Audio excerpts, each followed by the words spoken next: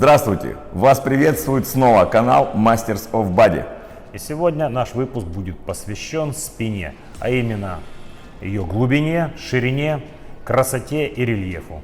Именно вопросы ширины, глубины и рельефа были затронуты нашими подписчиками в последних комментариях и последних обзорах ваших сообщений, которые вы нам присылаете. Итак, что же такое глубина, ширина и рельеф? В первую очередь это видоизменение. Что такое изменение? Это гипертрофия мышечных тканей. Хочешь спину шире – воздействуй, изменяй. Хочешь глубже – точно так же. Середина, низ, верх, неважно. Хочешь изменить – выбирай эффективные упражнения, которые помогут это сделать. Итак, первое упражнение в нашей подборке упражнений для видоизменения спины – это тяга гантелей в наклоне. Хочу обратить наше внимание и напомнить, что наша программа, наше видение на эту ситуацию в первую очередь все-таки направлено на спортсменов, которые находятся в начальной стадии периода своего становления. И вопрос формирования спины, видоизменения, насыщения ее мясом – это первично, есть много сил и ресурсов, и мы задействуем максимально возможные рабочие веса. Почему именно это упражнение? Обратите внимание на стойку. Мы имеем 3 точки опоры. Рука, одна нога и вторая. То есть это упражнение при максимально возможном рабочем весе будет самым безопасным по сравнению со всеми остальными упражнениями на спину. Поясница находится в безопасном положении. Плюс, опять же, амплитуда. Огромная амплитуда. Штангой вы такую амплитуду не дадите для своей широчайшей. От нижнего крепления до самого верхнего прорабатывается половина вашей спины. Плюс этого упражнения, что, как мы и говорили раньше в наших выпусках, здесь каждая половинка вашего тела получает независимую работу. Для начала тренировки на спину, а дальше буду подтягивать, тяга штанги в наклоне, мы все будем работать в жесткой базе, 2 руками. И поэтому в начальной фазе правая рука, правая часть работает независимо. Потом проработается левая часть независимо. Это позволит хорошо включить все стабилизаторы, все сателлиты, которые будут участвовать в дальнейшей работе, задаст вам этот начальный тонус и даст начальный разгон проработки вашей спины. И дальнейшие упражнения будут его только поддерживать, продолжать наливать и укреплять. Так как это упражнение в нашей программе первое, то выполняем не менее 4 подходов. А чтобы хорошо растянуть, дотянуть, сократить и проработать все массивы мышц спины, которые участвуют в работе, мы выполняем его по 10, а то и по 12 повторений. Тут уже будет зависеть от ваших индивидуальных особенностей. Возможно, спортсмены более опытные, которые могут позволить своему мышечному массиву спины взять большую гантель, но у которых не держит кисть, возможно применение лямки. Но это уже зависит от вашего опыта и от ваших потребностей конкретно. Кто-то все-таки делает ставку больше на силовой тренинг, а кто-то на рельеф, на детализацию. Это будет работать и в том случае, но если мизинцы разжимаются, кисть не держит, можно взять лямку, особенно в последнем подходе, когда вы дойдете до максимально возможного рабочего веса. После того, как мы выполнили тягу гантелей в наклоне, нагрузили правую часть, левую, спина у нас достаточно разогрета, мы получили колоссальное предварительное утомление, и вот теперь относительно небольшим, но все-таки мощным весом мы продолжаем бомбить спину. И для этого берем очень-очень важное упражнение для тренировки. Это тяга штанги в наклоне. Вес изначально будет чуть меньше, и давление на поясницу будет меньше, что немаловажно в тренировке спины. А за счет более жесткой системы хвата кистям рук будет легче, чем в предыдущем упражнении. Теперь, что касаемо ширины выбираемого хвата. Ширину каждый спортсмен выбирает под себя индивидуально. Вам должно быть настолько удобно, чтобы вы могли осуществить тягу именно в максимальной амплитуде с максимально возможным рабочим весом. И именно таким образом в этих 2 упражнениях, в предыдущем и в этом, мы очень сильно утомим, зададим максимальную гипертрофию мышечным тканям вашей спины. Эти 2 упражнения будут в данном случае основополагающим.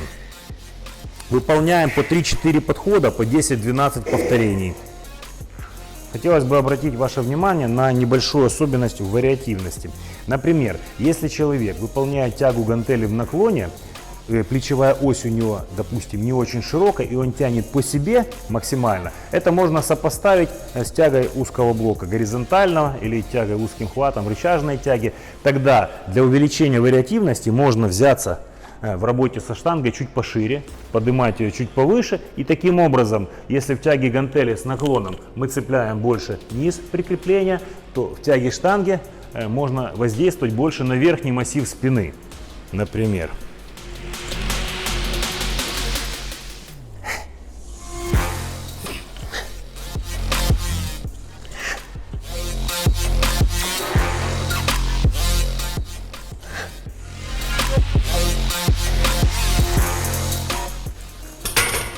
Таким образом, мы как бы накладываем две амплитуды, что дает большее воздействие, связанное с принципом эклектики, на необходимый вам мышечный массив.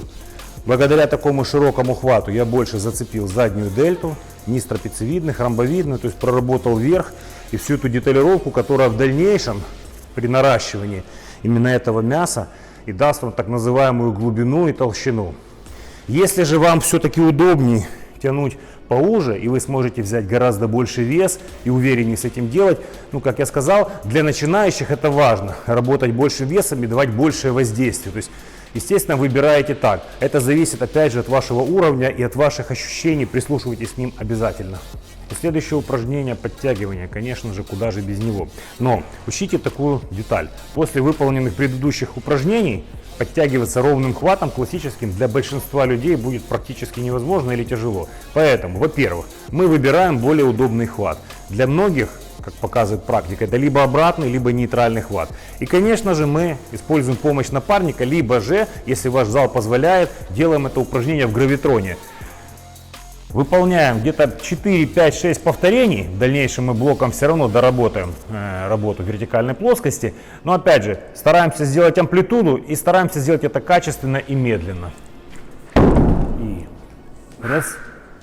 Нормально растягиваемся. 2. Включились. 3.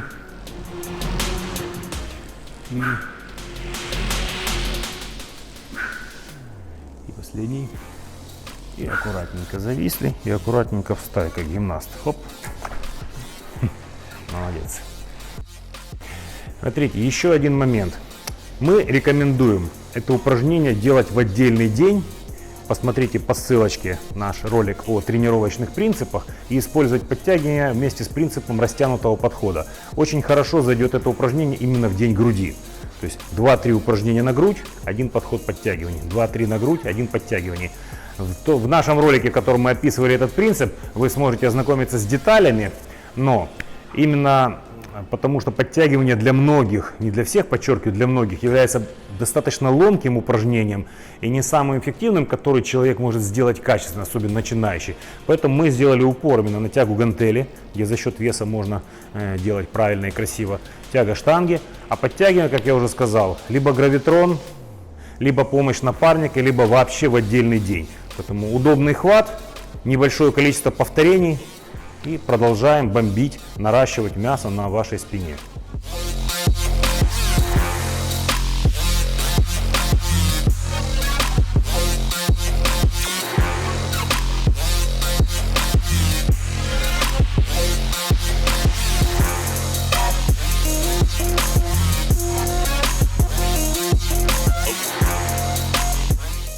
Выполнив 3 подхода подтягиваний, то есть утомив свои мышцы спины в работе в вертикальной плоскости, в отличие от предыдущих упражнений, естественно, 4-6 повторений это будет маловато, и нам, чтобы доработать, мы переходим к вертикальной тяге, но мы используем 2 независимых рычага, и очень было бы хорошо, если в вашем зале есть тренажер, вертикальная тяга рычажная, которая нагружается блинами, также, чтобы каждая рука работала независимо.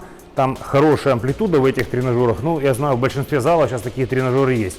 У нас же есть Life Fitness грузоблочный тренажер. И мы будем использовать независимые 2 рукоятки, чтобы каждую часть вертикальной плоскости нагрузить, догрузить, доработать те запчасти, которые по каким-то причинам вдруг еще не включились в работу. Поехали!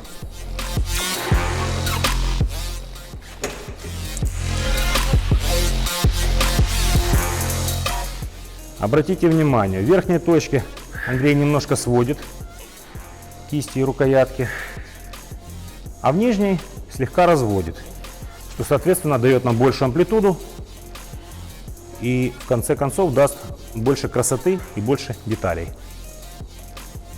Это полезно как для начинающих, которые все-таки хотят построить красивую мускулатуру, так и для продвинутых спортсменов, которым нужна детализация как для соревнований, так и для отдыха в межсезонье от больших весов. Эта работа подойдет как мужчинам, так и женщинам, особенно в подобном тренажере.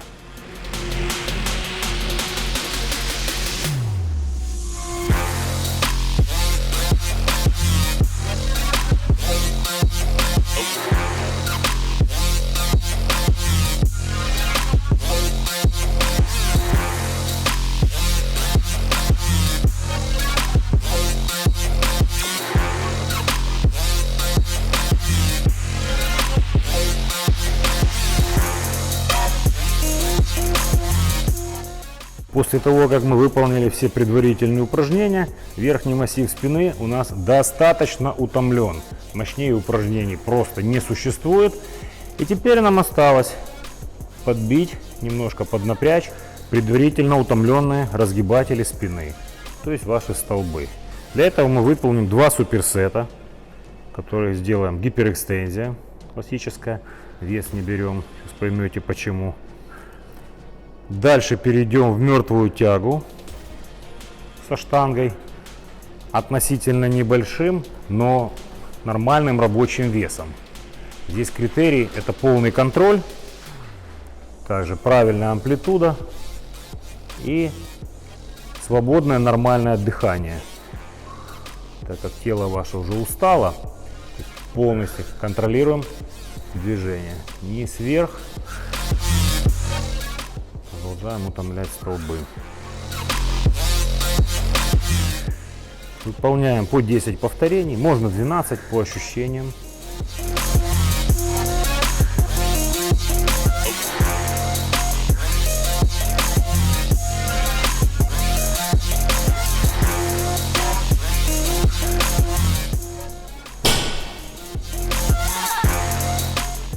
И третьим упражнением этого суперсета будет пуловер. Поясница отдыхает. Широчайшие, благодаря хвату именно с блином, растягиваются. Тянем широчайшие, межреберные. Локти стараемся не сгибать. Весь акцент на грудную клетку. И обратите внимание на широчайшие мышцы спины Андрея, как они растягиваются, замечательно работают. И таких два суперсета мы делаем без перерыва.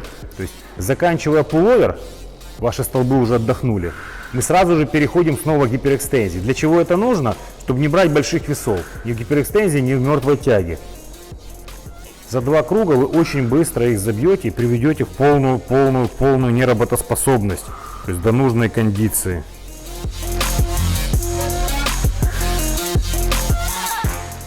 Возможно, будут вопросы сразу, а как же столбы, а как же становая тяга, которая влияет на рост спины, на увеличение силы и массы. Да, вы будете правы. Эта тренировка — это всего лишь один из вариантов, как увеличить силу, глубину, массу мышц спины. И также можно строить тренировки на базе становой тяги и других мощных упражнений. Их много, вариантов много.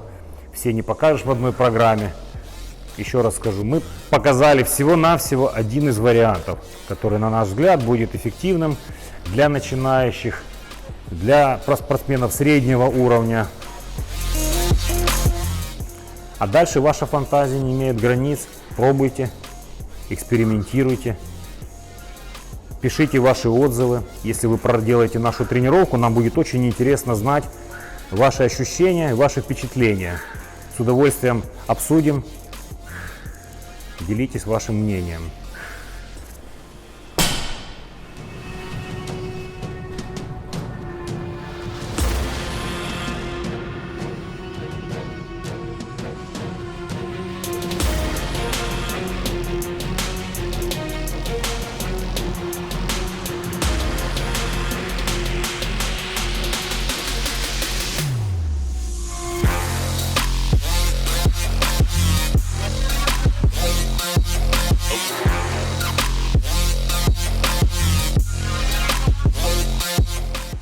Так, как я уже сказал, мы показали вам всего-навсего один из вариантов, на наш взгляд, эффективной тренировки для массонабора, для увеличения объема мышечных массивов вашей спины.